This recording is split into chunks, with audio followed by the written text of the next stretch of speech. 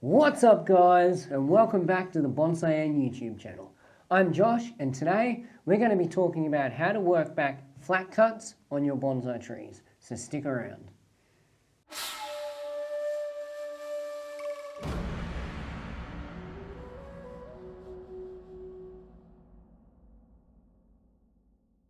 So just before I get started today, I just wanted to say if you like what we do on the channel here, don't forget to like, share and subscribe, as that really helps out with the algorithm. But if you really want to support the channel, head on over to our online store and pick up some tools or some wire or some merchandise, pots, anything like that, because that directly helps us and supports this YouTube channel. You can also head over to our online learning platform, the Bonsai Dojo, and pick up one of our courses, and that will also directly support this channel. But let's get on with today's video. So, like mentioned in the intro, we're going to talk today a little bit about working back flat cuts on bonsai. Now, we always see these kinds of flat cuts when we're cutting down a stump, like this one here in particular. This is a liquid amber. So we see it when we, cut the tops of the trees off and we're going to start a new leader, start getting that taper after the development phase, or if a tree's being collected or anything like that. We can also see this on a smaller scale, just on, normal work inside of a bonsai tree. If it starts to get a bit thick in the top and then we need to cut it off and, create a new apex or any of that kind of thing. Even if a tree falls off a bench and the top of the tree dies, we've got to cut it off. Sometimes we'll come across this kind of thing. So today what we're going to do is just have a look at how we would cut this, how we'd work it back, make it look a little bit more natural, how we would recover that wound quicker and a little bit nicer, and some of the tools that we use for that process. So what I'll do is I'll bring you in a little bit closer and we'll start that work. Alright, so one of the first things that I want to point out to you here, now that we're in nice and close, is when you've got flat cuts like this and stumps, they are actually going to die back and there's going to be a lot of dead wood here. And this tree, and the reason I wanted to do it on this tree, is it's a great example of, you can actually see clearly the difference between where the live tissue is, just here, and where the dead wood is above it. So the first thing that we need to do is actually cut all the way down close to this live tissue here. Same on this side. You can see where our new leader is here, and on the shoulder here, you can see all that live tissue around it. But then just here above it, you've got all the dead stuff. So it's really lucky with this tree that we're actually going to cut first on an angle, and you can see that it actually, where the live tissue is and the dead is actually on an angle anyway, because we want to keep this angle going up towards where that new leader is going to go. It'd be the same if our new leader was on this side, shooting out here. We would want to cut on an angle this way so it tapers off towards where that new leader is going to be. You can see that the flat cuts, they just don't look good, they don't look natural. Whereas if we do this on an angle here, then it's going to taper off nicely right towards where that new leader is. Same as on this side, we're going to cut this one down, and this one's actually not going to be anything on the tree, where, as I said, this is going to be the leader, so we're going to come up the trunk here, and then we're going to move into this, and then we're going to move into this. So this one here is really important that we do really nicely, and then this one over here, we're just going to try and work it back in such a way that it kind of blends and tapers up into this right here. So we may actually go a little bit further back with this one. But the other important reason that we want to know where our live and dead tissue is because if we, say, cut this down to here, so remembering that our live tissue is here, if we only cut this down to here, we're not going to get any kind of healing. And eventually what we want is for this to callus over, heal and bark over. That way we don't ever see that there was a big cut done there. And the only way you're going to get this to heal is if we start working back into that live tissue and we start seeing green again. I have actually showed you guys this on other videos before, but this video is going to be a really good example of that. So what we're going to do is we're going to come in now and we're going to start trying to make some cuts and see if we can work these back a bit. As I said, we're going to start off with our saw, because we're going to have to get rid of a bulk amount first. What we don't want to do is come in with our knob cutters and start trying to, work this back like this. See, because it's quite hard. you can see how difficult that was. So you can imagine we had to do that all the way down to here. It's going to be difficult. So what we're going to want to do is work the bulk of it back with our saw first, and then we can come back in with the knob cutters and we can refine that, and then we can work on getting those wounds closed up. Alright, so we're going to start this cut now with the saw, and I'm going to do my best to cut this well, but without obstructing the camera and all that good stuff as well. So, as I said, we're going to look to take the bulk of this off on an angle down to here. And we've got to just watch everything around it. We don't want to knock these little buds off if we can stop that. But, I mean, it's not a perfect world that we live in, so accidents do happen. But I'm going to try and get in here. This is the smaller of these saws that I've got. I do have keyhole saws that are smaller, but for this kind of wood, we need something that is quite aggressive like these Japanese saws. So I'm just going to start off, and I'm going to try and get my angle right. So I'm going to eyeball my angle and just make sure that when we come out on the other end of this that we're not going too far down into here and then we end up cutting this branch off. So, you know, the angle that we want to go on is probably going to be something like this, and we're just going to want to start slowly. Just try and get that groove happening.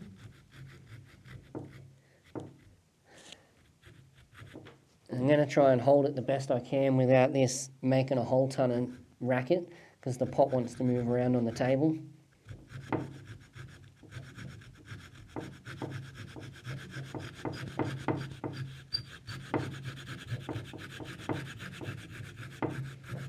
And as we get closer to the end of the cut, we want to start slowing down a little bit and being a little less aggressive, because if the saw slips out of the other side of this cut, then we can actually knock these buds off and cut into the branch that we actually want to keep. So as I get to the end here, I just slower movements, let the saw do its work.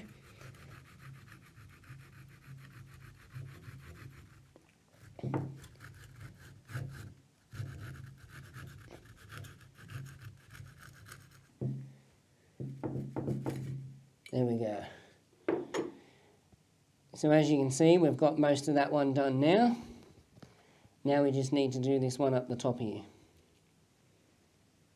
So once again, we're going to come in and we're going to try and get our angle, but the live tissue on this is, like, this is dead all the way down. This is the live tissue here, so we may have to do a lot of working back with the knob cutters here and just see what we can come up with to make the top of this a bit nicer. But I'm going to try and get the bulk of it off now with the saw.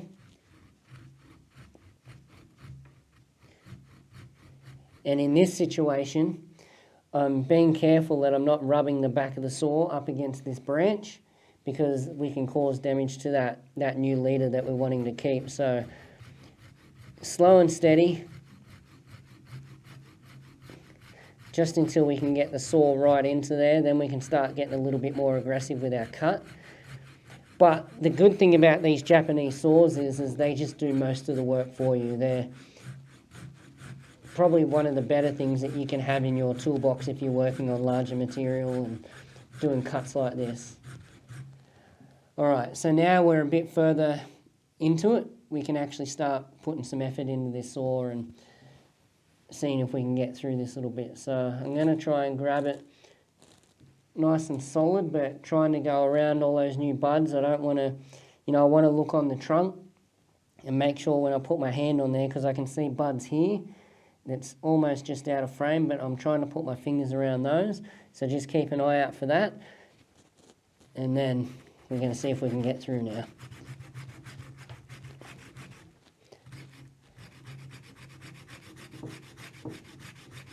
While I think of it too, don't ever do this type of work to a tree that's been freshly repotted.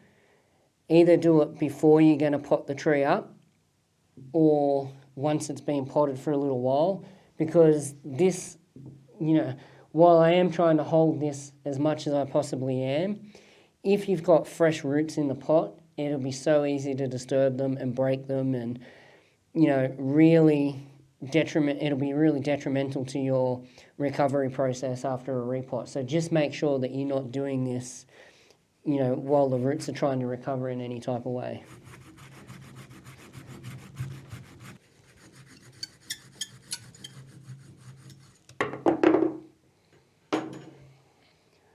Alright, so that one's cut, and you can see how much of that we've just taken off and saved ourselves all that work with the knob cutters trying to cut through that really hard wood. So now we can come in and have a closer look at our cuts and see if we can work them back a little bit nicer. So I'm just going to quickly come in with my brush here and just clean up the area a little bit.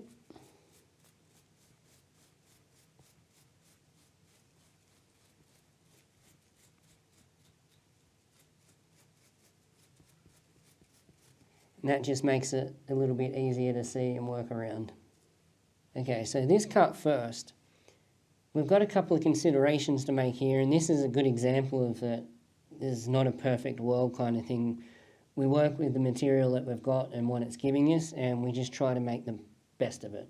So obviously, if this was going to be the front of the tree, we want to try and hide these wounds around the back the best we can, because you can imagine if we made this the front of the tree, these wounds are really quite in your face. Now, over the years, as they heal up, that might not be such a bad thing, but for now, it'd be nice if we could actually hide those wounds like so, by having this as the front of the tree. So, the next consideration we want to make is, if we could take this and have it on this angle, like this, that means it works back up towards where that apex is again. So we're going on this angle up the tree. So if we could, once we do our cut, if we could angle it like this and also have the cut round the back, then we've got two really good things going for us. But the problem is, if we try and angle up towards this way, we've actually got this branch here that we want to keep.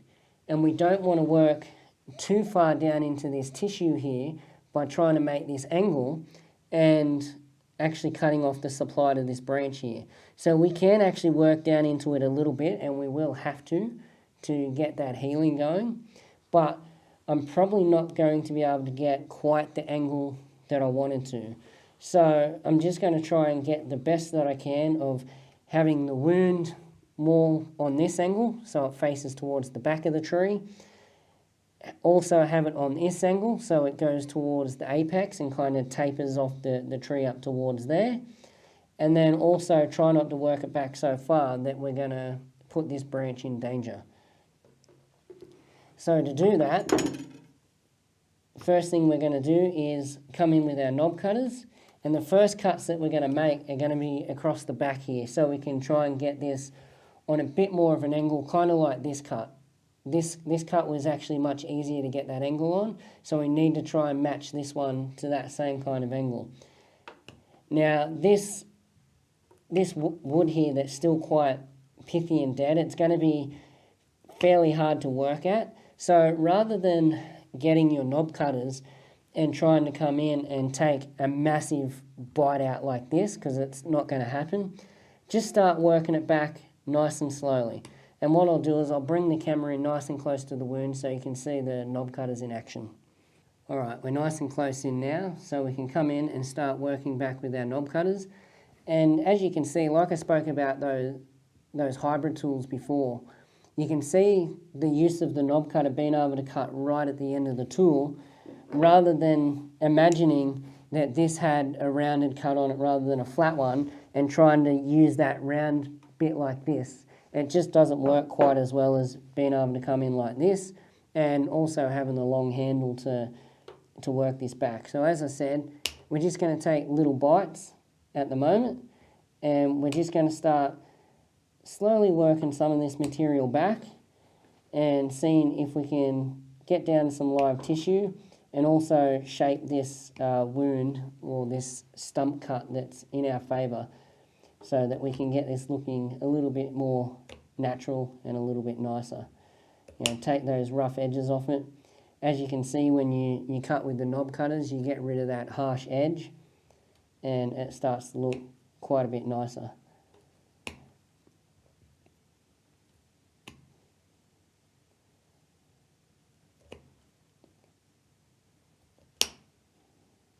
And you'll start to see that live tissue appear around the edges here. And that's what you want to see. If you don't start getting this, then you're not going to get it to actually roll over and heal.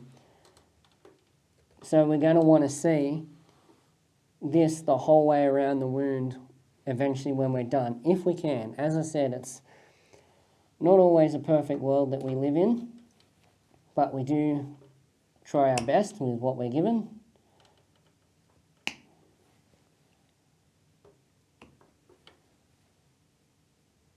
It actually seems like the middle of this is quite pithy. It's rotted a fair way down into this, because remember, we already took this much off, so you can see how far that is actually gone down.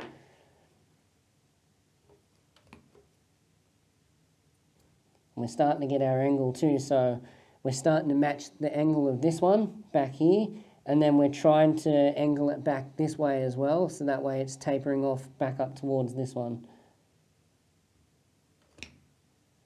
Now I want to be careful around this side because I do want to bite into this live tissue here, but I want to be sure not to go too close to this branch, just so we can give it the best chance of surviving and thriving and responding the way that we want it to when we start pruning it and try to get some ramification on there.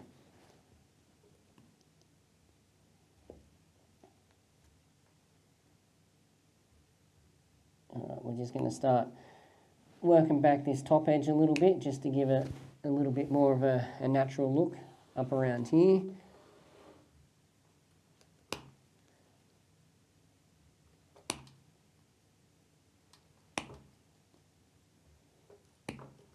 We've also got to work down a little bit to get to that live tissue because it's still quite dead in this spot just here.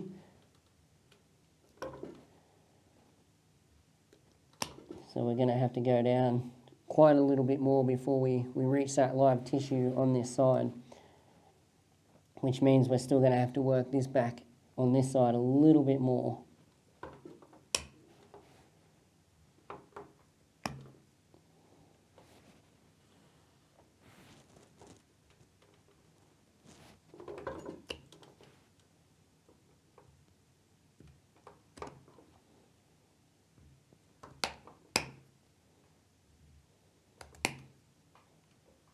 And the one thing I'll say about when you're buying yourself a set of knob cutters, you can see how much strain you're putting on the tool when you're doing this kind of work.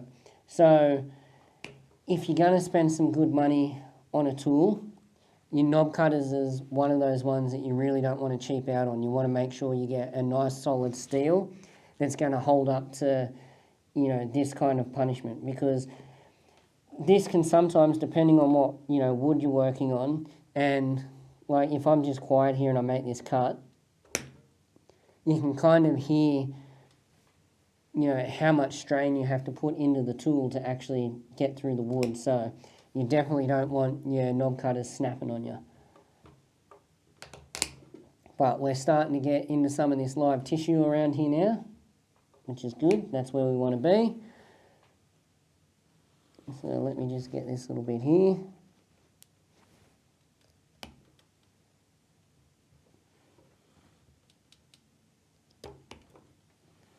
Beautiful.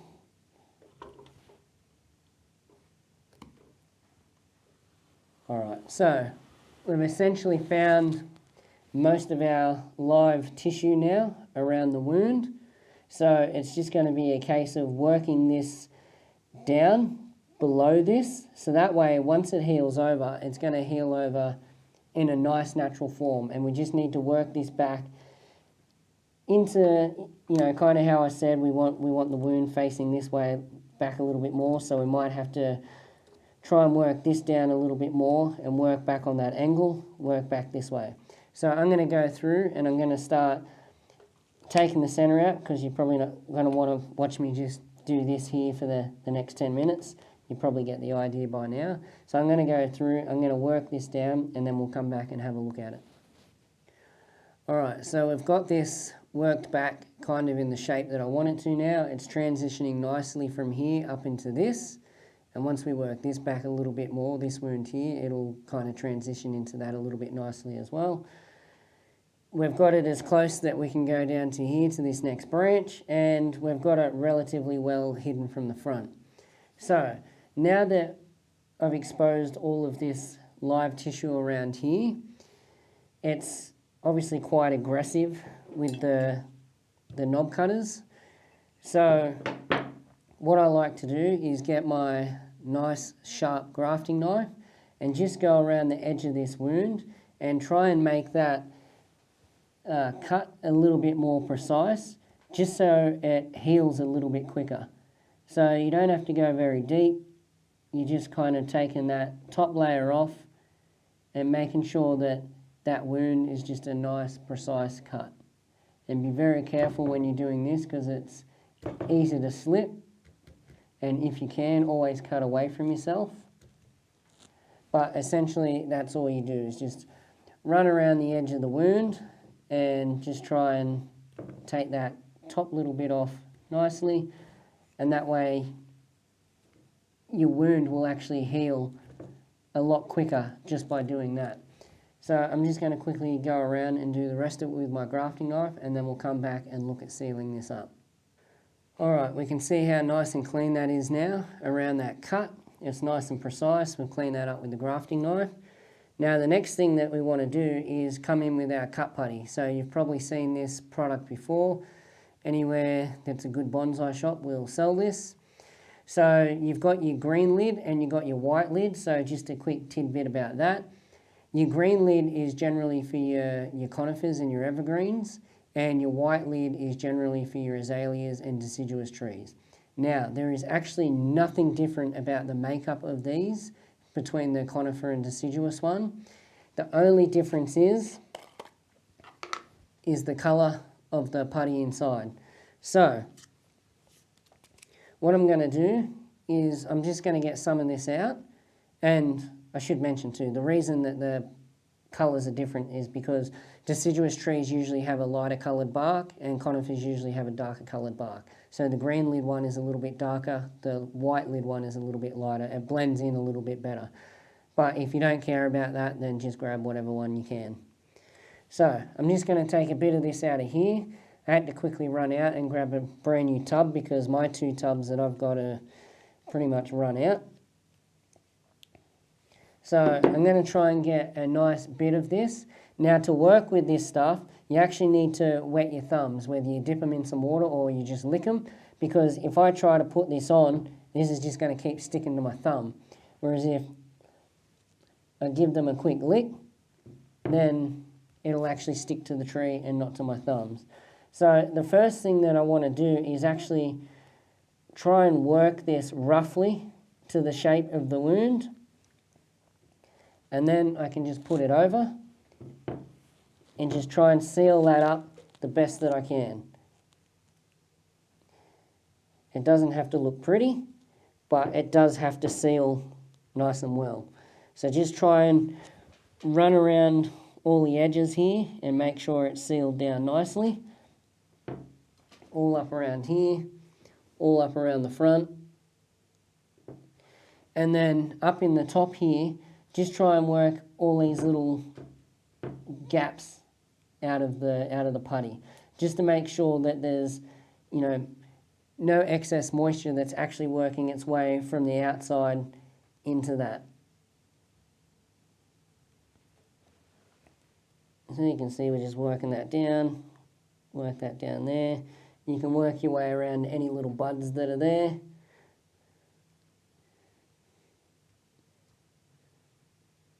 And that process is actually quite simple. One thing that I will point out, there are some people out there that say that these putties are, essentially just snake oil and they don't work and this and that. They've put them on and the wound didn't heal any quicker or it didn't heal properly or whatever. But let me just point out, all that work that I did before putting on this putty, that's probably where they went wrong and where this hasn't worked quite so well.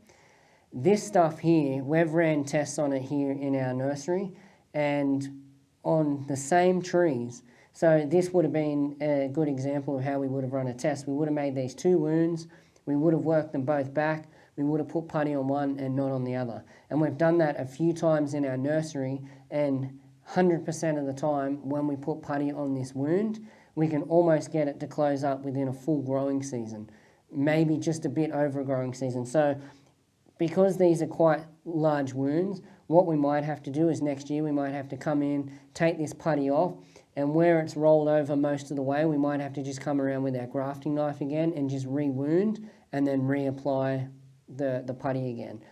But 100 times out of 100, putting the putty on always accelerates and gives you a better result with your healing. So I guess the best thing for you to do is just try it for yourself and you can figure out whether it actually does work or not, but I can promise you you're going to find that it works really well. Alright, so now we need to work on this cut here. So this one's actually given us another interesting scenario. So as you can see, we're going to hit live tissue pretty close here. And then as we go down, this is where our live tissue is here.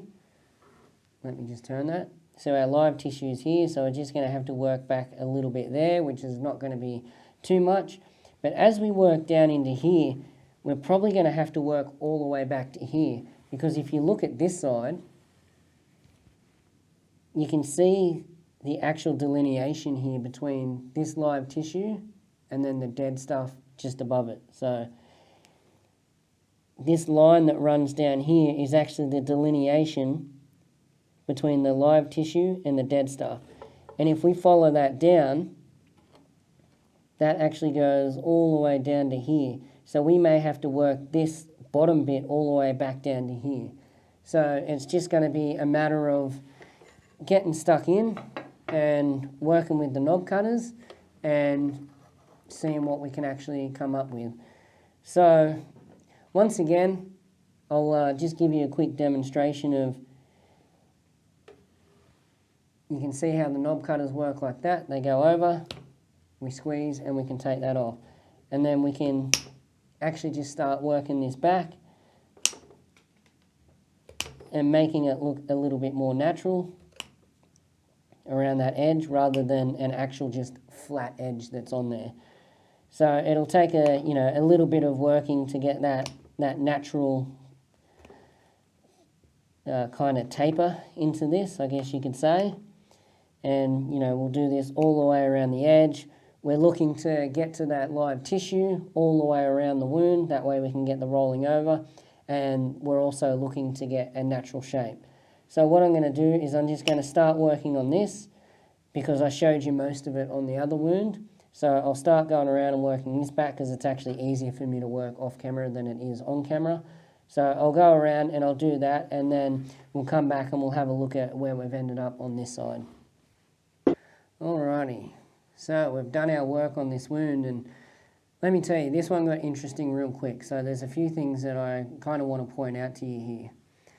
So we've gone through and we've made this look a lot more natural now, so it's not quite so flat. It's got all these little undulations all over it, which is fine. This doesn't have to be perfectly smoothed out, and I wouldn't recommend that you do perfectly smooth it out, because once the bark heals over this, it's going to look a lot more natural with little bumps and divots and all that kind of stuff in it. Trees don't grow perfectly smooth or flat or anything like that. So as long as you've roughly got your shape and you've tapered nicely up into your new leader, so you can see the taper that we've actually created by doing that angle rather than having the flat cut that we had before, and how much nicer it looks. Now, like we said down this side, you can see the live tissue now, how far we had to go down and how far we had to go down to the bottom. But the interesting thing is I had to pull back this cut putty a little bit because we actually had a hole in the trunk just here.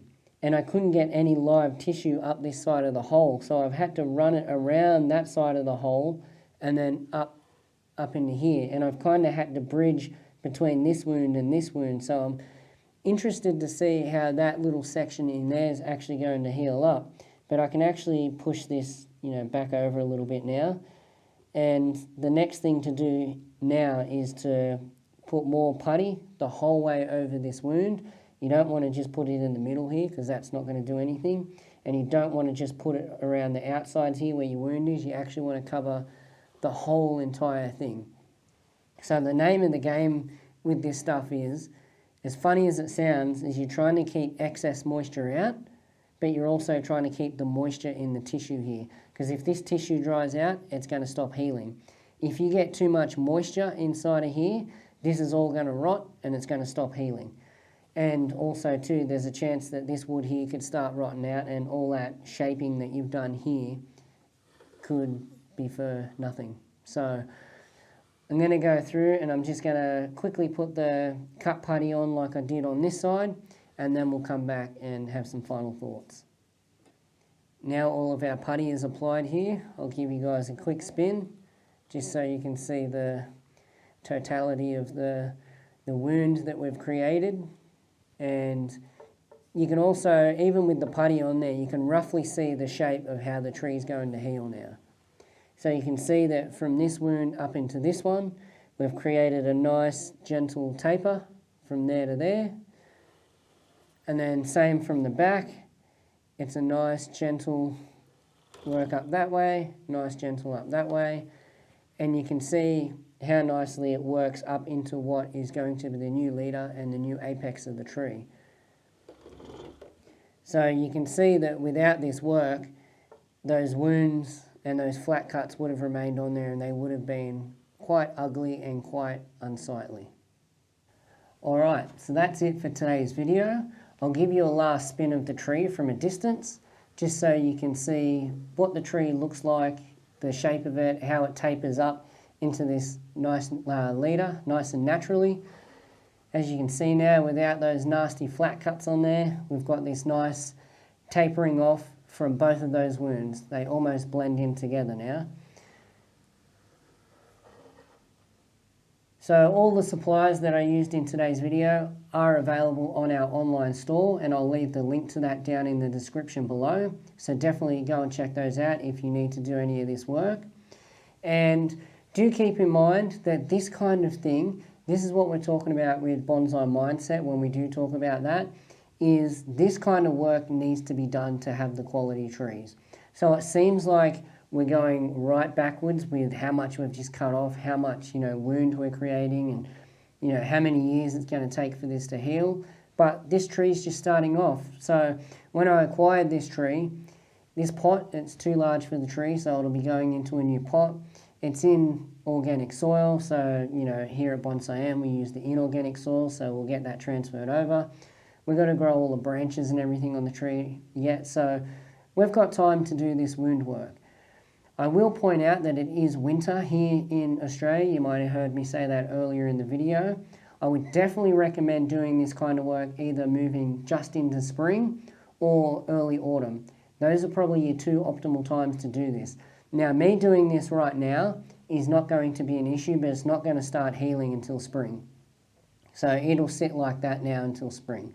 But it's just something that had to get done. I needed to make a video, so, for the purposes of showing you guys this, I kind of did it out of season a little bit. But as long as you know that either early spring or early autumn. Early autumn is probably the best time to do it, if any. So just keep that in mind.